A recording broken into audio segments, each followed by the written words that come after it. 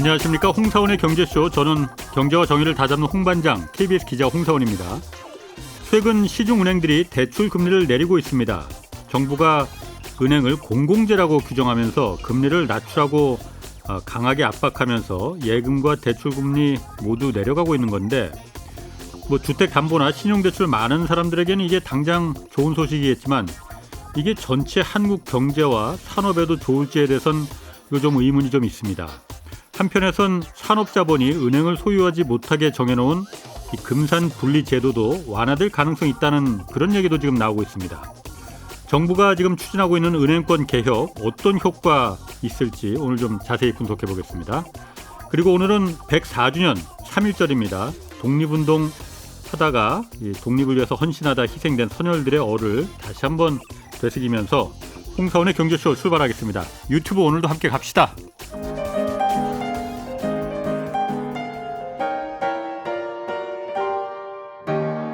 대한민국 최고의 경제 전문가와 함께합니다. 믿을 만한 정보만 쉽고 정확하게 전해드립니다. 홍사원의 경제쇼.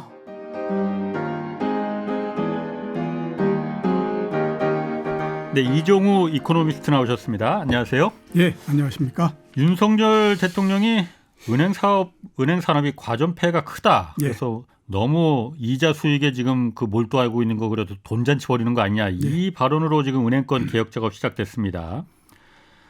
일단 먼저 그 은행들의 성과급 잔치 좀 있는 건 사실이에요. 예, 그렇죠. 그거 좀 문제는 있다고 저도 판단이 됩니다. 예. 저렇게 다들 어려운데 은행들 이자 장사한 거 맞지 않습니까? 사실 별다른 거 제조업처럼 뭘 생산하는 것도 아니고 누구는 봉이 대동강불 팔아먹는 봉이 김선달이다 그렇게까지도 보는데 은행들의 이 성과급 잔치가 과점의 폐해다. 이거는 어떻습니까? 제가 봤을 때는 그런 부분들도 좀 있고요. 예. 꼭 또 그렇게 볼 건가라고 하는 부분들도 있다라고 말씀을 드리고 싶습니다. 일단 작년도 이익 난 거 가지고 올해 이제 성과급을 지급을 했으니까 그거를 총 모아보면 1조 3,823억 원입니다.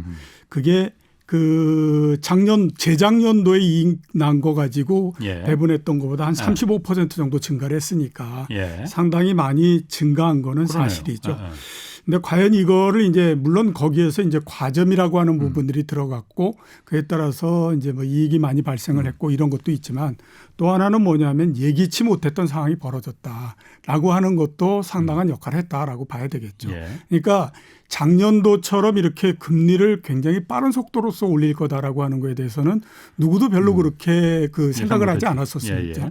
그다음에 특히 또 이제 금리를 올리는 초반이나 이럴 때는 예대금리 차가 계속해서 벌어지는 것이 일반적인 형태입니다.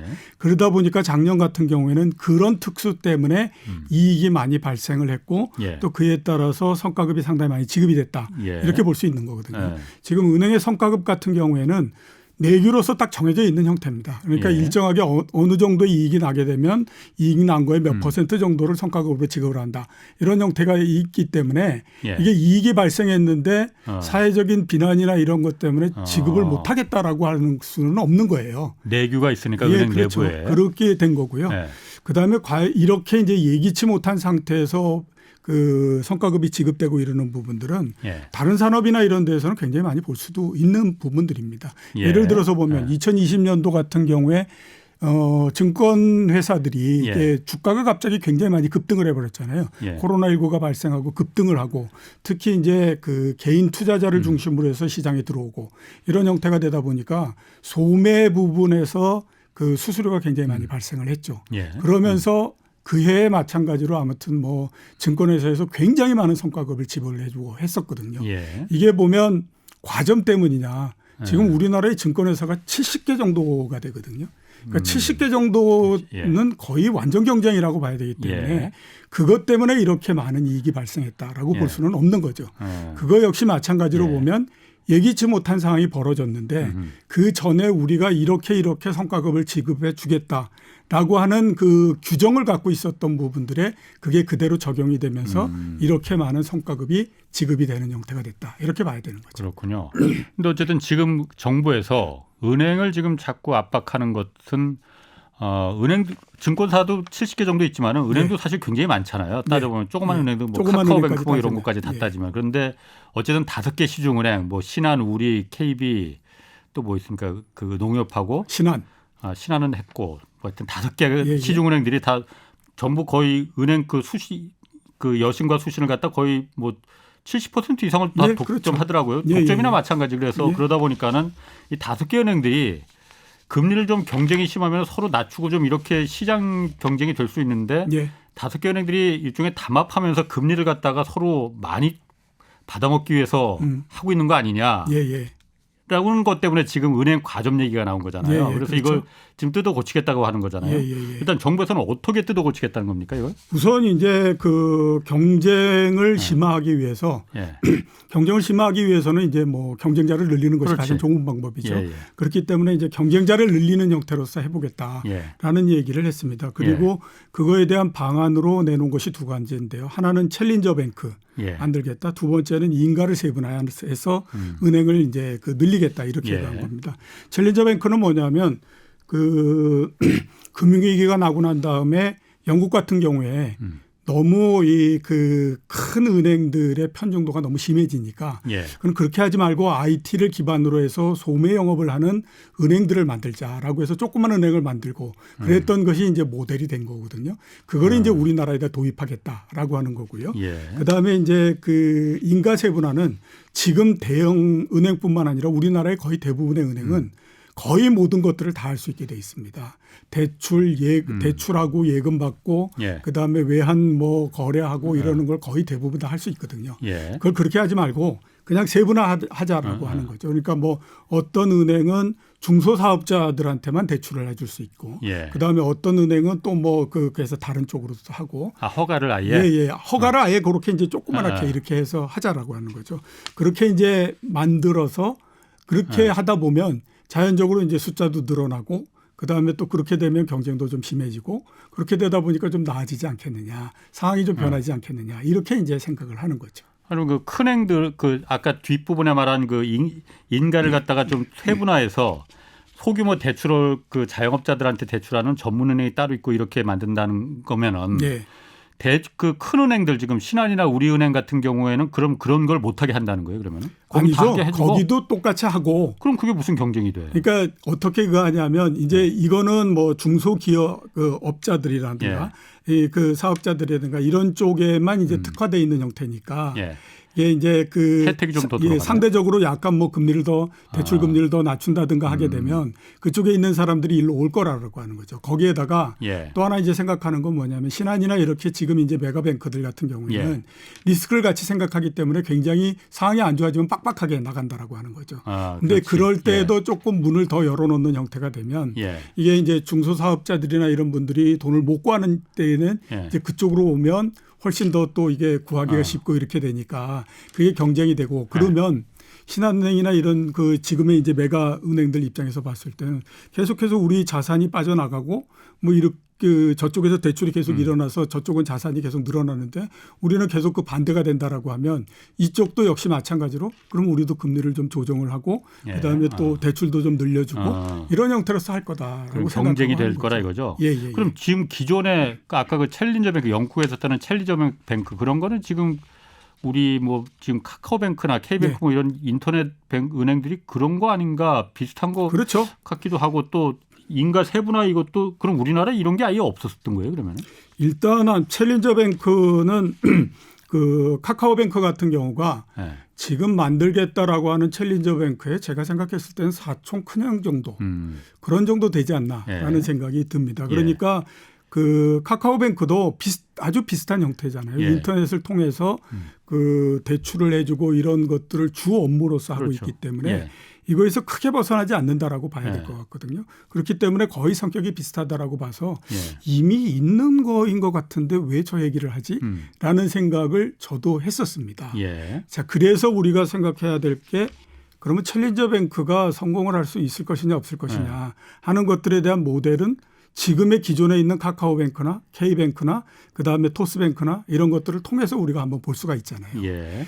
카카오뱅크가 상장을 하기 전에 그 비상장인 상태에서 그 거래가 될 때 그걸 가지고 그 시가총액이 나오는데 그 당시에 시가총액이 그렇지. 가장 클 네. 때가 우리나라에 있는 그 4대 금융지주 시가총액을 모두 다 합친 것보다도 더 컸었습니다. 상장하기 전에. 예, 상장하기 전에. 그래서 이게 도대체 말이 되는 얘기냐 막 이런 얘기를 했었거든요.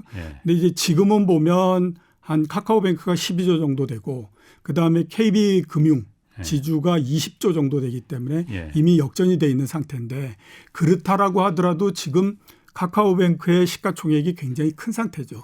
다른 은행들에 비해서. 원래 이제 은행을 비롯해서 금융회사들 같은 경우에는 제일 중요한 게 뭐냐면 자산의 총액이 얼마큼 되느냐 하는 것들이 제일 중요합니다. 믿을 수 있느냐. 예, 자산의 규모가 커야 뭐든지 할 수 있는 거거든요. 근데 지금 그 KB금융지주의 자산 총액이 그러니까 KB증권 그 뱅크의 자산 총액이 606조 정도 됩니다. 예, 근데 지금 그 카카오뱅크가 47조 이렇게 되거든요. 뭐 비교가 안 되죠. 그러니까, 비교가 안 되죠. 한 8% 정도밖에 안 되지 않습니까? 그러면 앞으로 계속해서 늘어나 가지고 진짜로 커질 수 있냐? 현재로서 봤을 때 그거는 쉽지가 않습니다. 왜냐하면 은행이라고 하는 거는 한 번 거래를 하게 되면 은행에 따라서 여러 가지 형태들이 같이 결정이 되잖아요. 예를 들어서 보면 제가 KBS에서 방송을 하고 그다음에 그 출연료가 들어오는데 제가 다른 은행으로 옮겨 놓게 되면 그거를 KBS에다 연락을 해야 되거든요. 앞으로 어느 쪽에다가 넣어 주십시오. 불편하지. 예, 그거 굉장히 불편하잖아요. 그렇지 않으면 기존에 제가 받던 곳으로 받아서 그거를 거기에다가 다시 제가 재입금을 시킨다든가 이런 형태가 돼야 되는데 그게 상거래에서 이루어진다고 생각하면 어마어마하게 많은 일이지 않습니까? 비즈니스 라인에서 그러니까 봤을 때 그런 부분들에서 굉장히 불편하고 두 번째는 뭐냐면 우리나라의 금융자산이 지금 3,000조 정도 되거든요. 근데 대부분 3,000조라고 하는 것이 떠돌아도는 돈은 아니고 어딘가에는 다 들어가 있잖아요. 그게 바뀐다라고 하는 것이 굉장히 어렵거든요. 그러니까 이게 지금 뭐 이렇게 그 금융자산이 막 늘어나고 이러는 때가 아니니까 결국 다른 데 거를 뺏어오는 밖에는 없는 겁니다. 그렇죠. 그러니까 카카오뱅크가 더 커지려면 KB 거를 뺏어오고 이런 형태가 돼야 되는데 그러면 KB는 방어력이 없겠냐고 하는 거죠. 더 낮춘다 이거죠. 뭐 어떤 형태로든지 그걸 방어에 혜택을 들어가고 더 주겠다 이거죠. 이렇게 되니까 결국에 보게 되면 쉽지가 않은 게임이다라고 봐야 됩니다. 자, 이게 지금 이제 그 카카오뱅크가 그런데 밑에 있는 K뱅크, 토스뱅크는 그거보다도 좀 더 안 좋고요. 문제는 뭐냐면 새로 챌린저 뱅크를 만들게 되면 아이고 이거는 뭐 얘기 하나 마나 카카오뱅크보다도 더 못한 규모가 될 텐데. 그러니까 이게 만드는 거 얘기하는 거는 좋은데 이게 어떤 일이 있을지 도대체 어떻게 알겠느냐 이렇게 이제 얘기가 되는 거죠. 그다음에 인가세부나 이렇게 얘기하지 않습니까? 이거는 어떻게 생각하면 굉장히 위험한 그 일일 수도 있습니다. 우리나라 같은 경우에 앞에서 말씀드렸던 뭐 중소상공업자를 대상으로 하는 이렇게 은행은 만든 적이 없는데요. 옛날에 아마 기억이 나실 텐데 평화은행이라는 게 있었고. 옛날에 있었죠. IMF 있었죠? 전에 있었나? 그랬죠. IMF 전에 있었죠. 문 닫았지. 결국은. 대동은행도 있었고. 대동은행도 있었네. 동화은행, 동남은행 이렇게 있었잖아요. 맞아. 옛날에 보면 은행 많이 있었는데. 많았었습니다. 그 대동은행은 대구를 중심으로 해서 전국은행을 만든 거고요. 동남은행은 부산을 중심으로 해서 전국은행을 만든 겁니다. 평화은행은 한국노총이 대주주였던 회사였고요. 그다음에 동아은행은 이북 오도민을 주주로 해가지고 만든 회사입니다. 그러니까 이게 그 지금 뭐 얘기하는 것처럼 이렇게 인가 이렇게 세분화되어 있던 건 아닌데 지역별로 그거를 나눠버리는 거죠. 근데 이 회사들이 모두 다가 이제 말씀하셨던 것처럼 IMF를 넘으면서 없어지고 이렇게 됐는데 이게 왜 이렇게 됐을까라고 생각하면 특별하게 어떤 경쟁력을 굉장히 많이 갖거나 이러지는 않잖아요. 앞에서 그리고 또 조그만 은행들이 또 뭐 이렇게 인가를 세분화해서 뭘 어떻게 하겠다라고 하지만 그대로 될지 안 될지는 잘 모르지 않습니까? 자, 그러면 이 은행들도 우리가 살아남아야 된다라고 하는 거죠. 그러면 어떻게 하냐 하면 온갖 무리하다라고 하는 것들도 계속해서 할 수밖에 없는 거죠. 공격적으로 경영을 공격적인 경영에 들어갑니다. 왜냐하면 우리가 자산도 적고 그렇기 때문에 이거를 빠른 속도로서 늘리고 하려면 공격적인 형태를 할 수밖에 없죠. 당연합니다. 그런데 그게 보통의 경우라면 문제가 없는데 이게 상황이 위기 상황으로 바뀌게 되면 갑자기 이게 문제가 생기면서 위기가 발생합니다. 그렇죠. 자, 그러니까 이게 지금 이제 이런 얘기, 이런 은행들을 만들겠다, 뭐 하겠다라고 하면서 얘기한 게 뭐냐면 매기를 풀겠다라는 얘기를 했거든요. 그러니까 수조에다가 매기를 풀면 막 돌아다니면서 그 고기들이 활성화된다 이런 얘기를 하잖아요. 근데 제가 보기에는 이걸 매기를 푸는 게 아니라 멸치를 푸는 건데 결국에 보게 되면 멸치는 고래한테 다 먹히는데 이 멸치가 고래한테 먹힐 때 그냥 먹히지 않는다라고 하는 거예요. 이 멸치가 전부 다 독을 품게 만드는 형태가 돼버려 가지고 나중에 되게 되면 고래도 이게 힘들어지는 위험해진다? 형태가 돼버릴 수 있는 거죠. 고래가 멸치 먹으려고 힘 빼다가 오히려 고래가 힘이 빠질 수도 있다. 예, 그렇죠. 그래서 문제가 있는 거죠. 그런 부분. 아니 그런데 사실 아까 지금 카카오뱅크 얘기도 하고 그래서 저도 그러니까 카카오뱅크 계좌는 갖고 있어요. 그런데 거기 언뜻 내 예를 들어서 월급 통장을 거기로 옮긴다거나 이런 거는 선뜻 좀 그런 게 아까 말씀하신 대로 여러 가지 불편한 점도 있지만은 그래도 은행은 혹시 저게 정말 큰 사고 나고 그러면은 다 떼일 수도 있는데 그래도 좀 자본이 있고 좀 규모가 있는데 맡기지 카카오뱅크 그거 믿을 수 있겠어? 이 생각이 먼저 좀 들거든요. 그러다 보니까 그 카카오뱅크가 기존 5대 시중은행들의 대항마가 지금 못 되는 거잖아요. 현실적으로. 그러다 보니까 정부에서도 대항마를 좀 키우기 위해서 카카오뱅크 같은 거 말고 좀 큰 은행을 그래서 좀 경쟁 진짜 매기를 한 마리 키우겠다는 거 아니에요? 매기를 한 마리 키우겠다는 거예요. 그러면은 매기라는 게 큰 은행이라는 게 사실 지금 조그만 은행들 은행 산업이라는 게 사실 굉장히 큰 자본도 필요하고 있어야 되잖아요. 이게 쉽게 생길 수가 있겠는가? 그건 어렵죠. 어렵죠. 어떻게 그러면 그래서 그래야만 경쟁이 되는 거 아니에요? 큰 은행이 그렇죠. 생기면. 그래서 나온 게 앞에 제일 처음에 말씀하셨던 금산분리 법안입니다. 그러니까 그거 조그만 거 만들어 가지고 저거 언제 커 가지고 그렇게 하겠냐. 이거 뭐 내 나이 다 그래 가지고 내 죽고 난 다음에 할 거야. 뭐 이렇게 이제 되잖아요. 그러니까 제일 좋은 방법이 뭐냐면 지금 보험회사에서 1등 삼성생명, 삼성화재. 그다음에 증권회사에서 삼성증권인가 뭐 미래에셋인지 아니면 키움 뭐 이렇게 가지만 아무튼 뭐 만약에 미래에셋이다라고 하면 규모 크잖아. 그러면 그것들이 은행업을 할 수 있게 해주면 될 거 아니야. 그러면 그쪽이 은행업을 하면서 규모가 커지면 마찬가지로 지금 그 금융지주들에게 대항할 수 있는 카드가 되는 거 아니냐. 이렇게 이제 해가지고 얘기하고 있는 것이 금산분리 이 부분이죠. 지금 우리나라 그 법상으로 보게 되면 그러니까 금산분리라는 걸 아시는 많이 용어가 익숙하긴 하지만 모르는 분들도 있을 그렇죠. 거예요. 그래서 제가 설명을 드리게 되면요.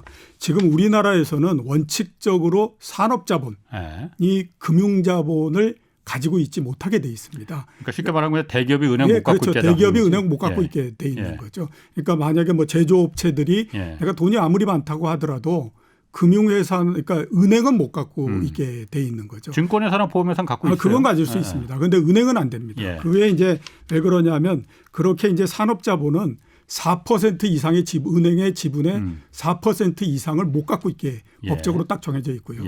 대신에 만약에 내가 그 의결권을 행사하지 않겠다라고 약속을 하면 금융위의 결의를 통해 가지고 10%까지는 가질 수 있게 이렇게 해놨고요. 은행의 경영에는 내가 참여하지 않겠다. 그냥 그렇죠. 거기 배당이나 이런 것만 목적이다. 그러니까 반대로는 은행은 일반 기업 지분의 15% 이상을 못 갖고 있게 돼 있습니다.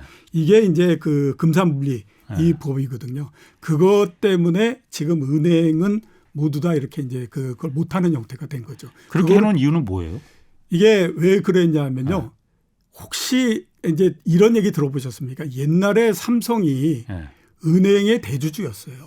어느 은행이었죠? 삼성이 삼성생명과 삼성증권 뭐 이런 거 제가 갖고 있는데. 기억하기로는 상업은행의 대주주였었거든요. 근데 그게 5.16 쿠데타가 나고 그다음에 법을 개정을 하면서 5.16 쿠데타가 난 다음에 이제 뭐 그 부정 축제자들 뭐 이런 거 이제 그 이렇게 잡아들이지 않았습니까?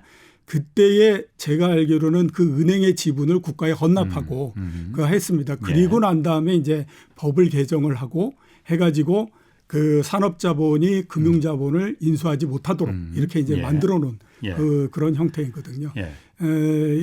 이제 그렇게 됐는데 이걸 이제 풀어주게 되면 그게 가능해진다라고 하는 거죠. 그러니까 산업자본이 그러니까 삼성이 은행을 갖고 있으면 무슨 문제가 생기길래? 일단 이렇게 이제 볼 수가 있는 거죠. 예. 지금 이제 삼성은 예. 워낙 규모가 커지고 했으니까 그리고 뭐 삼성전자도 돈 많이 벌고 그러니까 뭐 그렇게 뭐 그것까지 하겠어? 뭐 이렇게 하지만 외환위기 이전 뭐 이럴 때까지만 하더라도요. 삼성뿐만 아니라 모두 다가 돈에 굉장히 허덕허덕대는 때였습니다. 그러면 제일 좋은 방법이 뭐냐? 일단 내가 은행을 갖고 있게 되면 계열사 중에 그 계열사 중에 은행이 있으면 그 계열사한테 이런저런 형태로 아무튼 그거를 받는다라고 하는 거죠. 그러니까 그런 한도까지 다 풀게 되면 결국에 나중에 가면 은행이 예금을 받아서 대주주인 저 대기업에다가 대출해주고 이렇게 되는데 그 대기업이 만약에 망했다 그러면 은행도 같이 굉장히 어려워지는 거잖아요. 은행 그 예금자들도 그러면 같이 그렇죠. 날리는 거네. 그냥. 은행 자체가 부실이 되기 때문에 대출이 부실이 되면 당연히 예금도 굉장히 그렇죠. 위험해지는 형태가 되는 거죠. 그래서 금융자본과 산업자본을 분리시켜 놓은 거군요. 예, 지금까지는 계속해서 그런 형태로서 분리를 시켜 놓은 거죠. 이유는 그건데 그럼 지금 그 금산분리 완화 얘기가 자꾸 나오는 건 왜 그런 거예요? 이것도 은행 규제 혁신 이거하고도 관련이 있는 거예요? 그러니까 앞에서 말씀드렸던 것처럼 작은 거를 만들어 가지고 그게 언제 클지를 모르니까 아예 보험회사나 그다음에 증권회사 1등을 거기다 참가시켜 놓으면 기존의 규모가 있으니까 빨리 클 수 있을 거다라고 해서 그게 여력이 있으니까 거기가 그게 빠른 속도로서 커서 그 지금의 이제 그 금융지주들의 대항마가 될 수 있다라고 생각하고 하는 거죠.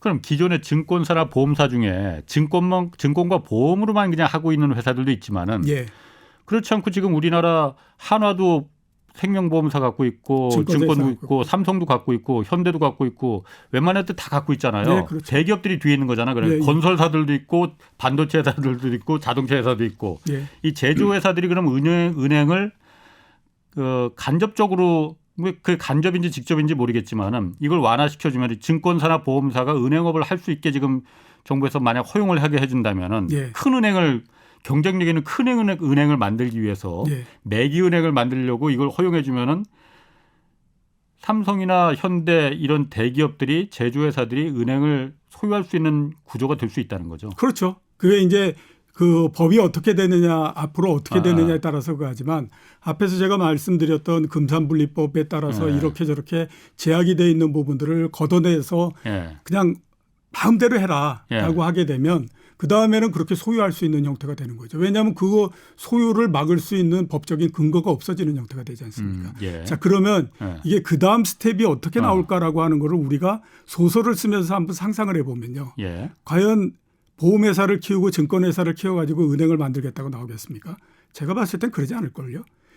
가장 좋은 방법은 뭐냐면 지금에 있는 대형 은행들을 그러니까 합병을 그러니까 인수하겠다라고 나오는 게 훨씬 더 손쉽습니다. 지금 우리 금융지주가 시가총액이 9조 정도 되거든요. 20% 지분 확보하게 되면 2조면 되잖아요.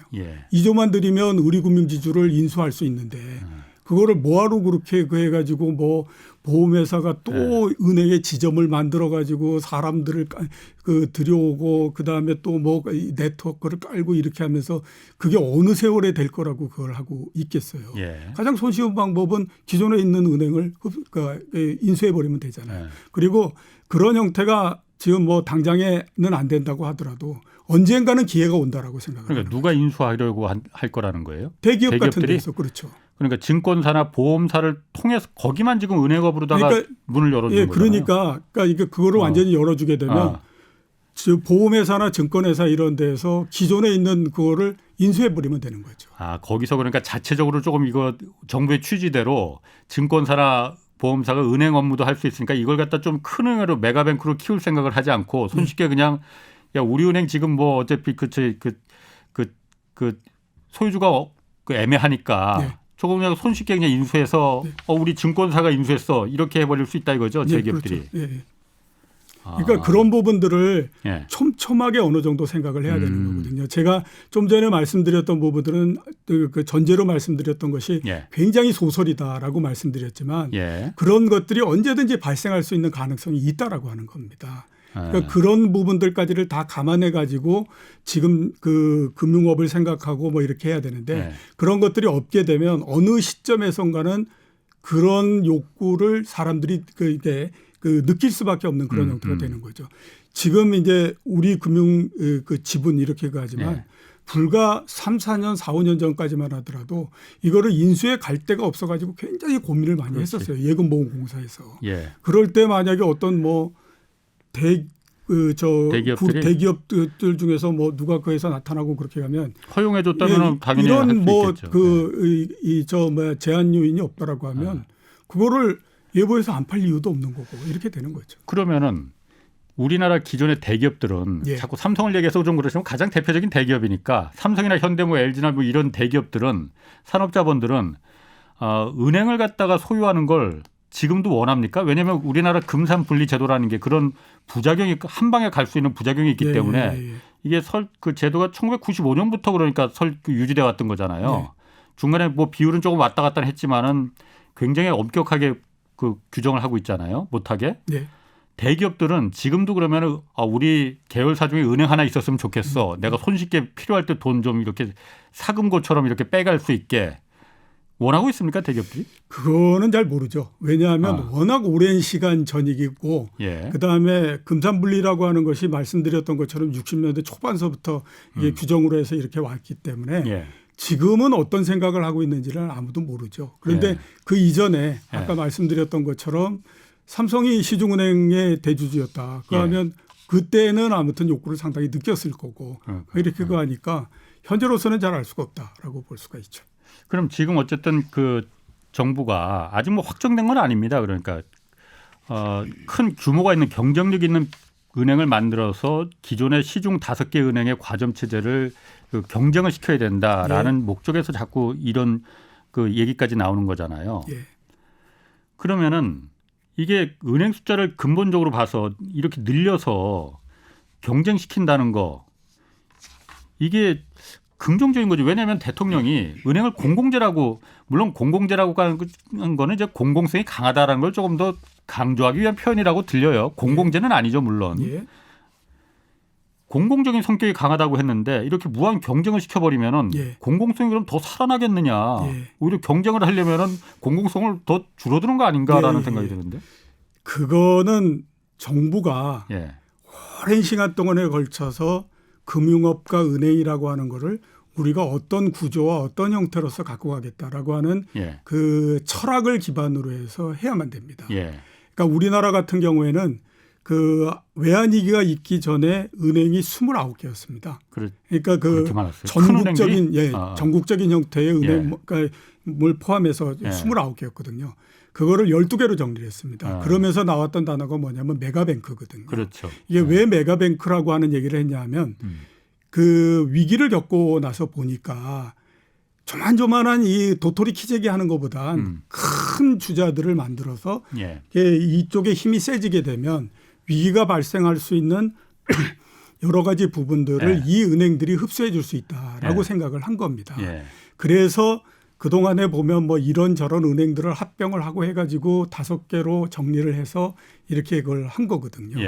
그러니까 이제 그게 그리고 지금까지는 보면 상당히 또 역할을 했다라고 볼 수가 있죠.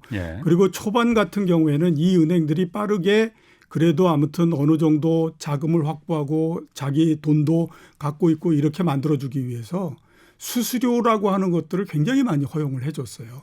지금은 그래도 많이 없어졌지만 과거에는 보면 다른 은행 지점에서 A은행 지점에서 B은행에 있는 내 돈을 인출하려고 하면 거기에 따라서 또 수수료 내고 뭐하고 막 했었잖아요. 그게 왜 그러냐면 그렇게 해서 수수료를 전 국민으로부터 빠른 이렇게 걷어서 빨리 너희가 아무튼 이렇게 돈을 좀 마련해서 이 그 은행이 커지게 되면 위기가 발생하고 하는 부분들을 이게 이 쿠션을 가질 수 있다라고 생각하는 그 철학화에서 시작을 했던 거였거든요. 그러니까 지금 얘기하고 있는 거는 그거하고 정반대의 형태입니다. 그러니까 지금 어떻게 결정하느냐에 따라서 굉장히 다른 형태가 될 수가 있어요. 뭐 그 나중에 가보면 정말 도토리 키재기 또 몇십 개 이렇게 될 수도 있고 이런 형태거든요. 메가뱅크는 그런 장점이 있는 반면에 그러니까 이제 도토리 키재기 하고 뭐 이러는 형태를 하게 되면 이거는 또 상당히 또 장점도 있고 단점도 있고 이런 형태인데요. 단점 부분을 한번 얘기를 해보면요. 지금 우리나라의 5대 금융지주 있지 않습니까? 최근에 연체율이 올라갔다라고 해서 연체율이 얼마냐면 0.09%입니다. 근데 카카오뱅크가 지금 그 연체율이 0.49%고요. 꽤 높네요. 예, 그러니까 한 보통 시중은행의 5배 정도 훨씬 넘는 거죠. K뱅크가 0.67%입니다. 예. 그리고 이런 그 K뱅크, 카카오뱅크, 그다음에 또 뭐 토스뱅크 이런 그 인터넷 은행들이 예. 연체액이 작년도 1분기에 1,062억이었거든요. 예. 그게 작년 말에 2,915억이 됩니다. 그러니까 3배가 한꺼번에 늘어난 거예요. 그러니까 이게 보면 기준을 낮추고, 그러니까 이제 뭐 은행도 그 기준을 낮추고, 그 다음에 또 그 뭐 접근성을 강화시키고 예. 이런 형태가 되면 그거는 필연적으로 상황이 안 좋아지게 되면 연체율이 높아질 수밖에 없는 그런 게 됩니다. 예. 그러니까 그 중에서 정부가 해야 할 일은 뭐냐면 그러면 우리는 여기에서 어떤 쪽에 중점을 둘 거다라고 하는 걸로 가야 되는 거죠. 그 철학을 가지고 계속해서 밀고 가야 됩니다. 예. 중간에 이런저런 장점이 나오고 단점이 나오고 하는 부분들은 제도인 이상 어쩔 수 없다라고 생각하고 가야 되는 거거든요. 근데 지금의 문제는 뭐냐면 과연 지금 무슨 뭐 챌린저 뱅크를 만들고 뭘 하고 하겠다라고 하는데 이거 진짜 고민해 봤나 이런 생각이 굉장히 많이 드는 거죠. 고민해 보지 않고 별다른 철학도 없이 이렇게 하다 보면 나중에 되면 거의 중구난방이 돼버리는 형태가 되거든요. 예. 그렇게 되면 진짜 문제가 생기는 건 뭐냐면 위기가 발생했을 때 진짜 문제가 생기는 형태가 되죠. 그러니까 그런 것들을 생각을 해야 되는데 그게 지금 없는 상태인 것 같다라는 생각이 많이 들어요. 그러니까 이게 처음에 출발점은 지금 제가 센터장님 얘기를 들어보니까 출발점은 정부에서 어쨌든 대통령이 한마디 이제 하면서 이제 시작이 됐잖아요. 예. 은행들이 너무 5개 은행이 다 해먹다 보니까는 이 이자 장사에서 고금리로 지금 그 집값도 떨어지고 이 대출 금리도 좀 낮춰주고 그래야만이 되는데 담합해서 지금 다 하는 거 아니냐. 그러니 여기를 어떻게 손을 봐야겠다라고 하면은 은행을 더 늘려서 큰 은행들을 늘려서 이게 하는 수밖에 없네. 그래서 매기를 범고래 5마리를 경기 좀 힘을 못 쓰게 하려면 매기를 저기 좀 몇 마리 더 풀어놔서 힘을 좀 분산시켜서 경쟁을 시키면은 하게 될 거 아니냐. 그러다 보니까 방법을 여러 가지 찾다 보니까 그럼 매기가 태어나려면은 기존의 카카오뱅크나 이런 건 해봤자 지금 안 될 거 같고 해봤도 안 됐고. 예. 그럼 여력 있는 건 대기업밖에 없는데 그걸 참가시키면 어떻겠느냐. 대기업이 참여하는 수밖에 없겠네. 예. 이것까지 지금 온 거잖아요. 예, 그렇죠. 그런데 그게 잘못하면은 나중에 정말 초과삼관 태울 가능성이 있다 이거죠. 네, 그렇죠. 모든 은행이나 금융회사들의 문제는 언제 생기냐면 위기가 발생했을 때 생기는 겁니다. 그 이전까지는 그냥 시스템이 그대로 굴러가기 때문에 특별하게 문제가 생기거나 그러지 않아요. 근데 그게 실제적으로 문제가 딱 이제 위기가 발생하는 순간서부터 지금까지 해왔던 모든 것들이 이게 틀어져 버리는 형태가 되기 때문에 그때는 제일 처음에 금융의 구조를 어떻게 만들어 왔느냐 그거에 따라서 결정이 되는 거거든요. 그러니까 앞에서 말씀드렸던 것처럼 1980년대만 하더라도 대동은행, 동아은행, 평화은행 이러면서 그랬다고요. 그때 우리나라 경제가 진짜 지금하고 비교해 보면 아주 적었는데 그때 그럼에도 불구하고 은행을 29개씩 만들고 막 이런 걸 했거든요. 그리고 난 다음에 위기가 생기니까 아이고 이건 아닌 것 같다. 이렇게 하면서 했기 때문에 그런 부분들을 좀 감안을 해야 되고요. 그다음에 이제 많이 생각하고 있는 부분들이 과연 그러면 그러니까 이제 그룹이나 이런 데 그해 가지고 지금 보험회사나 이런 것들을 이제 여기에다 참가시키고 했다라고 하면 혹시 그게 목적이에요 그러면은? 아니 지금 제일 처음의 목적은 네. 아니 어떻게 성과급을 이렇게 많이 받아가 이거에서 출발한 거잖아요. 그러니까 출발은 그거였는데 네, 그러면 그거를 가지고 우리가 생각해 보면 저는 정말로 이상하다라고 생각되는 게 그러면 그냥 내규를 손보면 됩니다. 내규? 예, 은행들의 내규? 은행들의 내규를 그해 가지고 지금보다도 더 성과급의 기준을 더 높이게 되면 당연히 받아가는 성과급이 줄어들게 되겠죠. 그죠? 그렇게 하면 되는데. 그럼 은행들의 수익은 어떻게 활용하고 그러면은? 그거는 이제 내부에 유보하면 되고요. 그 다음에 또 한번 대손 충당금이나 이런 걸 높여서 따져보시면 그렇지 않습니까? 앞에서 제가 말씀드렸던 것처럼 올해 성과급으로 1조 3,823억을 그랬는데 작년보다 35% 정도 증가했다. 그러면 작년도로 1조 정도였을 거 아닙니까? 그러면 대략 한 3,800억 정도 더 받아간 건데 지금 은행이 한 해에 내는 이익이 얼마인데 여러 은행들에서 성과급 3,800억에 뭐 그렇게 어마어마하게 큰 돈이겠어요. 그거 뭐 사당 봤을 때 몇백억 정도인데 그거 그냥 뭐 내부 유보를 시키든지 뭐라든지 안 되면 배당을 더 줘버리든지 이런 형태가 되면 되니까 그게 이제 문제가 없는 거죠. 근데 이제 문제는 뭐냐? 은행을 그래가지고 뭐 보험회사를 이제 참가시키고 해가지고 만들겠다라고 얘기를 하잖아요. 근데 그거는 지금 이제 뭐 그 금리를 서로 단합하고 이렇게 해서 과점이 돼가지고 이렇게 간다라고 얘기를 하고 수 있지만 그렇게 하겠다라고 하면서 또 하나 가지고 있어야 되는 생각은 뭐냐면 이런 것들을 참가시키면서 우리나라 은행들의 경쟁력을 어떻게 증가시킬 건가 하는 것들에 대해서 생각을 해야 되는 거죠. 근데 그런 거에 대해서는 별로 생각을 안 하죠. 우리나라 은행의 그 이익은 두 가지로 나눠집니다. 하나는 이자 수익, 또 하나는 이제 비이자 수익. 비이자 수익을 위해서 많이 하고 있는 게 뭐냐면 증권회사나 보험회사를 인수해가지고 그쪽에서 이제 그 이익을 나게 만드는 거죠. 그래서 우리나라의 큰 은행들의 대주주의 상당 부분이 은행들입니다. 미국 같은 데서는 생각도 할 수 없는 일이거든요. 그렇게 되는 게 비이자 수익의 부분을 늘려야 된다라고 해서 그렇습니다. 그러니까 증권이나 보험사의 대주주가 은행들이다 이거죠. 그렇죠. 비이자 수익이니까 그거는. 그래서 지금 있는 뭐 삼성생명을 만약에 뭐 은행을 더 참가시키고 한다라고 하더라도 그게 거의 비슷한 형태인 거잖아요.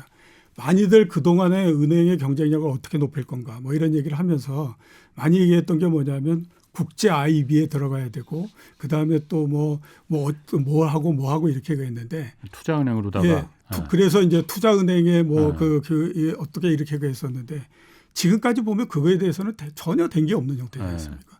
그러니까 뭐 가지고 나가서 투자은행에서 뭐 국제 IB를 하자니 경험도 없고 뭐가 어떻게 됐는지 판도 모르겠고 뭐 이러니까 뭐 저기 큰데 어떻게 하는데 저기 우리 어떻게 하면 잠깐 좀 빌부터 볼까 뭐 이러면서 하고 그러니까 이게 되는 게 아닌 그 형태가 된 거거든요. 그러니까 그런 것들도 같이 고려를 해야 되는데 지금은 이게 제가 봤을 때 출발 자체가 좀 이상하다. 이런 생각이 이제 많이 드는 거죠. 목적이 따로 있는 거예요, 그러면은? 아니 목적이 따로 있는 것보단 제일 처음에 얘기했던 것이 중간에 가면서 너무 확대돼 버린 형태. 너무 확대. 산으로 가는 건지 아니면 원래 그 산을 목표로 했던 건지 모르겠지만 하여튼 간에 지금 이상한 방향으로 가고 있다. 군대에서 이런 얘기 하지 않습니까? 사단장이 얘기 한마디 하면 맨 밑에 중대까지 내려오면 그건 완전히 태풍이 된다. 지금 제가 봤을 때는 그런 형태 아닌가. 아니 그러면은 또 이런 그 반론도 있을 수 있습니다. 그러니까 어쨌든 우리나라가 금산분리가 워낙 강하게 유지하고 있다 보니까 아까 말한 5대 이제 주요 시중 은행들도 다 외국계 금융자본들이 다 들어와 있지 않느냐. 뭐 실제로 그렇습니다. 신한은행도 사실 일본계 자금 많이 들어와 있고. 그러니까 이런 부분을 좀 국내 이 금융산업의 자체적인 경쟁력을 높이기 위해서 그리고 금융자본을 좀 활성화시키기 위해서 그거 좀 대기업도 좀 그 자본 여기 참여할 수 있게 은행에 좀 참여할 수 있게야만이 국내에서 세계적인 메가뱅크가 생길 수 있는 거 아니야? 이걸 막아놓다 보니까 전부 다 외국 자본들이 다 들어와서 지금 점령하고 있는 거 아니냐? 이런 반론도 나오잖아요. 그러니까 외국계 전체적으로 따졌을 때는 외국인들이 뭐 KB 그 금융지주 지분의 한 40%를 갖고 있다라고 얘기하지만 개별적인 외국인 이 기간 따져보면 그게 그렇게 굉장히 많은 숫자는 아니거든요. 근데 똑같이 앞에서 제가 금산분리법에서 그 금융위의 허가를 받게 되면 10%까지도 갖고 갈 수 있다. 의결사항만 우리는 관심 없다. 경영에는 하지 않겠다라고 하면 그런 거지 않습니까? 그러니까 지금도 그렇게 할 수 있다라고 하는 거죠. 지금도 그거는 대기업들이 관심 없는 거지. 그렇게 해서는 돈이 목적하는 게 그게 아닌데 그 돈을 차라리 은행에 투자하느니 다른 데 투자하는 게 더 낫겠다 이런 생각을 갖고 있지 않겠습니까? 그렇게 되면 결국에 대기업들한테 은행에 그 경영권을 줄 수 있는 형태가 돼야 되는 거죠. 그거는 정말 기름을 부을 수 있는 가능성도 있다. 그렇죠. 그건 정말 조심해야 된다. 그러니까 항상 금융이라고 하는 것은 최악의 경우까지를 생각을 해가지고 구도를 짜야 되는 거거든요. 그러면은 다른 나라는 어떻게 하고 있습니까? 우리나라는 금산분리를 금융하고 산업자본이 이게 서로 왔다 갔다 하면 이건 나중에 문제가 커질 수 있으니 완전히 얘네 둘은 그냥 이혼시켜놔야 돼. 이렇게 해놨잖아요. 다른 나라는 어떻게 하고 있어요? 미국은 그렇게 하고 있는 걸로 알고 있는데. 다른 나라 같은 경우에는 여러 가지 형태로서 많이 있습니다. 그렇기 때문에 일률적으로 말씀드리기는 어렵지만 전 세계에서 금융의 구조는 두 가지 형태이거든요. 예. 하나는 영미식이 있고 예. 또 하나는 그 대륙식이 있고 이런 예. 형태인데 여기에서 대륙식이라고 하는 건 유럽 대륙을 얘기를 하는 겁니다. 난 그래서 영미라 미국도 대륙인데. 예, 이제 그런 예. 형태인데 영미식은 자본 시장을 중심으로 하기 예. 때문에 거기에서는 뭐 산업자본이 예. 은행이나 이런 데 참가해 들어오고 하는 거에 대해서 기본적으로 보면 이 장벽이라고 하는 것이 그렇게 없는 상태죠. 왜냐하면 뭐 자본시장에서 그걸 하니까 예. 이렇게 되는 형태입니다. 대신에 이 대륙식으로 넘어가서 독일이나 프랑스 이런 데는 은행을 중심으로 해서 예. 이게 완들어지고 커왔기 때문에 예. 이거를 완전 자유화시켜 가지고 뭐 이렇게 하기는 그렇게 쉽지는 않은 형태. 이렇게 나눠져 있습니다. 아니, 독일이나 프랑스도 다 유럽 아니에요? 그런데 그 대륙식이라는 게 유럽 대륙을 말하는 거라면. 예, 그렇죠. 유럽이 아닌가 그러면은? 그러니까 유럽인데 예. 유럽에서 금융업이 커왔던 형태가 그렇게 서로가 다르다라고. 유럽 내에서도. 예. 그렇기 때문에 독일, 프랑스 이런 데에 이제 예. 대륙에 있는 쪽에서는 은행을 중심으로 해왔기 때문에 예. 이게 은행이라고 하는 것에 대한 공공성 이런 것들을 굉장히 중요시하게 생각하는 거죠. 예. 그렇게 되다 보니까 완전히 산업자본이 이제 예. 얼마든지 해라 이런 것들은 별로 없는 형태고. 예. 그래도 우리보다는 조금 이제 이 상대적으로 장벽이나 이런 것들이 좀 낮은 것 자체는 예. 메디치 가문 뭐 이런 거 하지 않습니까? 예. 그럼 이제 400년 전 뭐 이렇게 가는데 그때 이런 쪽이 어떻게 하냐면 돈을 벌어서 그러니까 뭐 가죽업을 뭐 해가지고 돈을 벌어서 은행업을 하고 이렇게 되니까 예. 상대적으로 그거에 따라서 생기는 이 갈등이나 또 이게 거부감 이런 것들은 상대적으로 좀 덜하죠. 그렇기 때문에 상대적으로는 조금 더 우리보다는 좀 낮기는 하지만 예. 우리는 그게 훨씬 더 높고요. 이런 형태입니다. 우리는 그게 높을 수밖에 없는 것은 앞에서 말씀드렸던 것처럼 60년대, 70년대 이때까지만 하더라도 국내에서의 자본이라고 하는 것이 뭐가 있습니까? 그러니까 대개 이제 가장 중요한 게 뭐냐면 외자를 들여와 가지고 그거를 나눠줄 수 있는 권력을 가지고 권한을 가지고 그렇지. 있는 정부와 예. 국내에 있는 돈을 모아 가지고 그거를 나눠줄 수 있는 권력을 가지고 있는 은행 이게 굉장히 중요하잖아요. 예. 그러니까 이거를 어떤 형태로든지 통제를 해야 된다. 정부가 이 생각을 갖고 있었던 거고 그다음에 이거를 산업자본이 넘겨가게 되면 이게 어떤 문제가 여기에서 발생할지 모른다라고 생각하니까 그 기준을 굉장히 엄격하게 한 거고 이런 형태가 되는 거죠. 미국은 어떻게 하고 있습니까? 미국은 글쎄요 제가 잘 모르겠는데 특별하게 아마 규정이 그렇게 뭐 굉장히 엄격하거나 그러지는 않아요. 미국은 일반은행하고 투자은행은 굉장히 분리가 그거는 완전히 분리시켜 놓은 거고요. 예. 그리고 또 하나 생각해야 될 부분은 미국 같은 경우에는 은행의 규모가 굉장히 크기 때문에요. 예. 산업자본이 그 은행의 완전히 대주주가 될 수 있을 정도의 돈을 주식을 사들이고 오르려면 돈이 굉장히 많이 들어서 쉽지 않은 일입니다. 그렇군요. 알겠습니다. 아무튼 정부가 은행이 지금 어쨌든 좀 너무 좀 탐욕의 아이콘처럼 된 거는 뭐 일부 저도 그러니까 그거는 맞는 건 같아요. 다들 어렵다는데 은행이 너무 지금 그 돈잔치 하는 거 아닌가? 뭐 이런 생각은 드는데 그 부분을 아까 말씀하신 대로 이걸 경쟁을 해서 그야말로 다른 부작용을 일으킬 수는 다른 메가뱅크를 은행을 더 이렇게 그 경쟁 체제로 하는 게 맞겠느냐? 아니면 아까 말씀하신 대로 이런 은행들이 탐욕을 표현하지 못하도록 내규를 그건 정부의 은행은 규제 산업이잖아요. 네, 그렇죠. 그러다 보니까는 정부가 들어가서 그런 부분에 대해서 이거는 그렇게 하면 안 돼. 은행의 내규로 은행을 공공성 있게 더 탄탄하게 만들기 위해서 이렇게 돈 많이 벌었을 때 이런 부분을 대송충당금이나 아니면 미래를 위한 유보를 위해서 충분히 더 쌓아두게 그런 내규를 손질하는 게 더 맞겠느냐. 예. 저는 뒤에 부분이 훨씬 더 쉽다라고 생각하거든요. 그거는 뭐 그 정부의 그 생각만 있다라고 하면 그건 얼마든지 할 수 있습니다. 만약에 내규를 거해가지고 성과급의 기준을 높인다라고 하게 되면 제일 반대하는 게 은행의 노조나 이런 데서 제일 반대를 할 거지 않습니까? 그렇게 되면 지금의 사회 분위기로 그랬을 때 아니 이게 뭐 이 모두 다가 어려운데 말이야 돈 이렇게 그해가지고 지금 자기들끼리 잔치 벌린다고 그하고 그거 못하게 했더니 지금 뭐 이 난리를 쳐 그리고 파업을 해 이게 지금 말이 돼 이러면서 이제 나오게 되면 이게 국민의 여론을 보다도 강한 것이 없기 때문에 그거를 은행의 노조나 은행에 있는 사람들이 밀어붙이고 그러는 건 굉장히 어렵거든요. 그러게요. 그렇기 때문에 제가 봤을 때는 오히려 그게 훨씬 더 쉬운데 네. 이게 왜 논의가 이게 제일 처음에 거기서부터 시작해가지고 지금 이런 형태로 계속해서 발전하는지 좀 이해를 못하겠다라는 생각이 들고 다시 한번 말씀드리지만 은행이나 금융에 관한 구조를 짜겠다라고 생각하면요. 그건 굉장히 오랜 시간 동안에 걸쳐서 생길 수 있는 부분들에 대한 미래를 같이 놓고 생각을 해야 되는 거거든요. 그래야지 그게 뭔가가 되는 겁니다. 영국 같은 경우가 1984년도에 빅뱅이라고 해가지고 금융산업을 한번 개편을 하거든요. 그거를 무려 거의 15년에서 20년 정도를 준비하고 그다음에 그걸 합니다.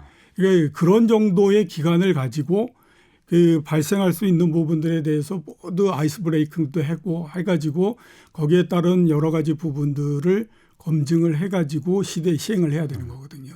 지금처럼 그냥 뭐 생각났다고 이것 해보고 이것 얘기해보고 저거 얘기해보고 이럴 수 있는 게 아닙니다. 한번 은행이 만들어지게 되면 그 은행은 망해서 흡수합병이 되지 않느라는 계속 가야 되는 거거든요.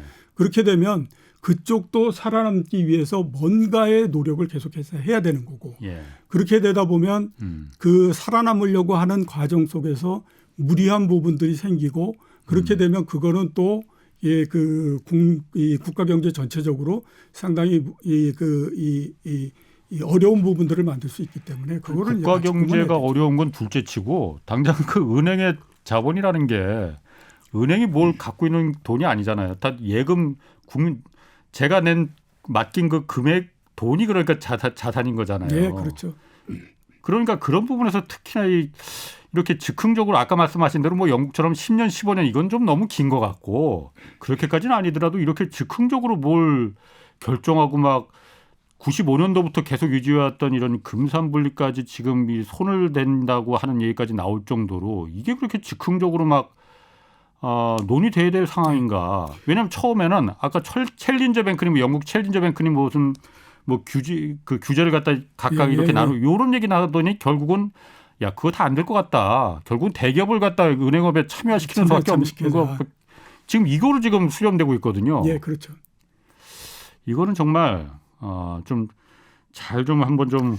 그러니까 앞에서 제가 말씀드렸던 것처럼 대기업을 은행에다가 참가시킬 경우 그게 어떤 효과와 어떤 영향이 나올지 하는 것들에 대해서는 우리가 고민을 해본 것도 아니고 그거에 대해서 테스팅을 해본 것도 아니지 않습니까? 그렇죠. 그러니까 모두 다가 지금 백지 상태에 있는 건데 그 중요하고 그다음에 그 중차대한 부분들을 그냥 아무렇지도 않게 얘기를 하는 거잖아요. 그렇죠. 그래서 저같이 금융위기를 외환위기를 지나보고 그랬던 사람들은 이 논의가 이게 왜 이렇게 갑자기 어마어마하게 발전을 해가면서 이게 사람들의 얘기가 강에서부터 이게 그 산으로 가버리는 건지 그거를 이해를 못하겠다라는 생각이 들고 그다음에 저는 그때의 은행이 굉장히 많이 망하고 이러는 것들을 봤기 때문에 이게 은행업이라고 하는 거 이게 그렇게 안정적인 업이 아니다. 이게 한 번 잘못되게 되면 진짜로 어려워지고 그게 어려워지면 국가 경제 전체적으로 굉장히 어려워지기 때문에 그거를 굉장히 신중하게 접근해야 된다 이런 생각을 저는 갖고 있습니다. 그 당시에 그래서 공적 자금이 세금이 얼마나 많이 들어갔습니까? 어마어마하게 많이 들어갔었죠. 제가 만약에 대기업 오너라면은 제가 회장님이라면은 홍사훈 회장님이라면은 내 계열사 중에 은행은 하나 있으면 참 편하겠다라는 생각이 들 것 같아요. 그게 꼭 무슨 뭐 내 돈도 아니고 지금 은행 예금자들 돈인데 이거 혹시 망하면은 국가가 도와줄 거야 이거는 은행이니까 이런 생각하고 있을 거 아니에요. 꼭 그것만도 아니고요. 그것도 있겠지만 그거보다도 큰 부분은 우리나라에서 대기업 같은 경우에는 서로 경쟁을 하기 때문에요.